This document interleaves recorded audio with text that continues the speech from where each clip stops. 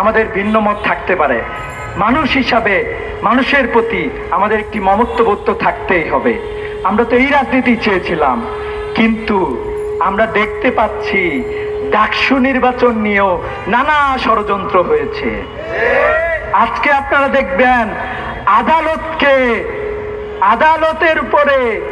আদালতকে ইনফ্লুয়েন্স করার জন্য চক্রান্ত করে আদালতের সামনে তারা কর্মসূচি দিয়েছিল।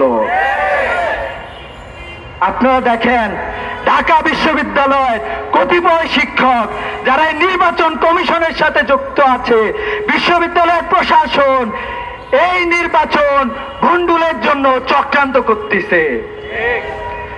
প্রভোস্টদের মধ্যে কেউ কেউ এই নির্বাচন চায় না বলে আমরা শুনেছি। আমরা আপনাদেরকে বলতে চাই, বিশ্ববিদ্যালয়ের শিক্ষকদের বলতে চাই, আইন শৃঙ্খলা পরিস্থিতি নিয়ন্ত্রণ যারা করে তাদেরকে বলতে চাই, সচেতন নাগরিকদেরকে আমরা বলতে চাই, ঢাকা বিশ্ববিদ্যালয় থেকে নতুন বাংলাদেশের মডেল তৈরি হবে ইনশাআল্লাহ।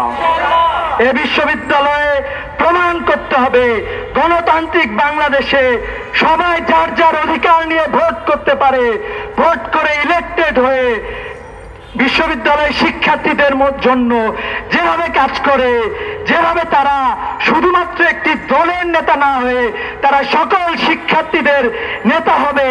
আগামীর বাংলাদেশের প্রত্যেকটা রাজনৈতিক দলকে শুধুমাত্র তার দলের না হয়ে সারা দেশের সমস্ত জনগণের জন্য হইতে হবে।